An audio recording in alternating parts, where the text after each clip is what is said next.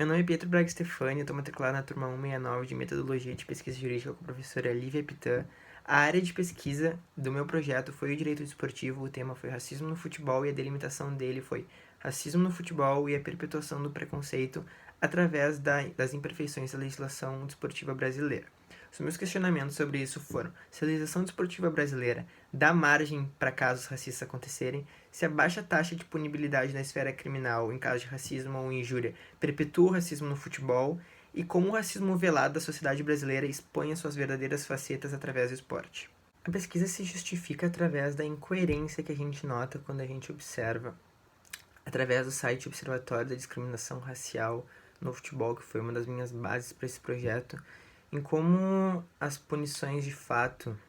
ficam aquém do que está previsto em lei, tanto nas legislações quanto nos códigos disciplinares dentro do futebol, tanto da FIFA, no sentido mais amplo, como os brasileiros que a gente tem aqui. E isso já contrasta diretamente e gritantemente com o fato de racismo ser um crime inafiançável e imprescritível, como está na nossa Constituição, no artigo 5º, inciso 42. Através disso, a gente nota que mesmo com campanhas antirracistas e através de pequenos passinhos para frente, melhorando a clareza quanto às punições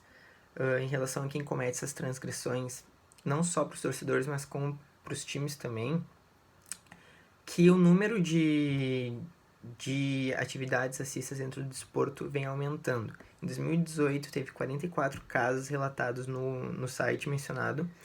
Em 2019, a gente teve um crescimento de 27%, logo de 56 casos, o que já é algo a se preocupar, porque o que a gente pode fazer? Com mais campanhas e uma legislação teoricamente mais forte, casos assim ainda continuam se perpetuando dentro do futebol. Com isso, a gente necessariamente sai um pouquinho do desporto para analisar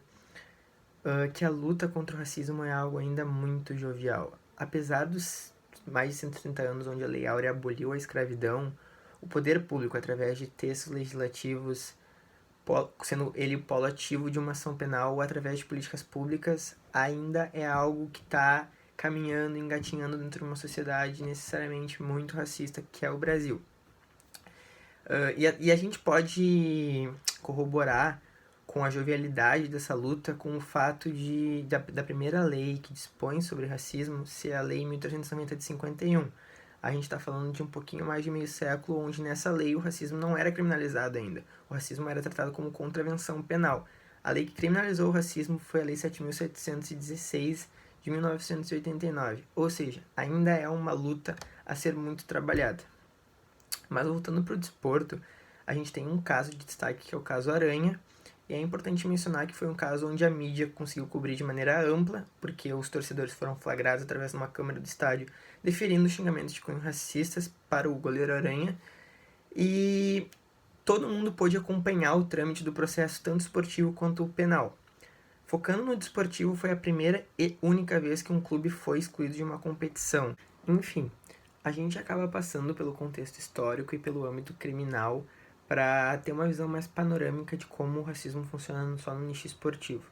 Bom, historicamente falando, a gente tem como base o livro que é Racismo Estrutural, do Silvio de Almeida, onde ele deixa claras visões incorporadas no ser humano já de muito tempo atrás. Por exemplo, ele menciona que a gente percebe como o contexto da expansão comercial burguesa e da cultura renascentista construíram essa imagem filosófica do homem universal sendo o homem europeu branco. Além disso, a gente tem a questão da Revolução Francesa e da Revolução Haitiana, duas revoluções que buscavam por liberdade, mas a Revolução Francesa, composta por uma sociedade branca, foi recompensada por isso ao longo da história, e a Revolução Haitiana, o povo do Haiti sofre consequências, tem muitas cicatrizes da tentativa da busca pela liberdade até hoje. Entrando no âmbito criminal, a gente tem como foco as pesquisas utilizadas como cerne para a composição do artigo Legislação Antirracista no Brasil, o papel das cortes na reprodução do mito da democracia racial, onde foram analisadas 200 jurisprudências ou sentenças e de 1998 a 2010 em 9 estados brasileiros e, surpreendentemente ou nem tanto, desses 200 casos onde foram analisados o mérito, apenas 31 deles foram dados procedência para o autor que processou os atos preconceituosos de racismo ou injúria racial. Tendo isso em vista, a gente tem a ideia de que tanto o contexto histórico quanto o âmbito criminal corroboram com a ideia do racismo no Brasil. Dentro do esporte, a gente tem o artigo 243-G no Código Brasileiro de Justiça Esportiva que criminaliza o racismo, mas muitos advogados esportistas ainda criticam por falta de clareza e lucidez a quem ele quer punir, no caso. Ou depois de quantas vezes, de quantas reincidências são necessárias para a expulsão de um clube de um torneio importante. Além disso, a gente tem a Lei 10.671 de 2003, que é o Estatuto do Torcedor, que não prevê o crime de injúria racial. Ou seja, a gente tem muito a problematizar nas legislações desportivas brasileiras. Como menciona o jornal É o País, tratando da área de esportes, eles deixam claro que os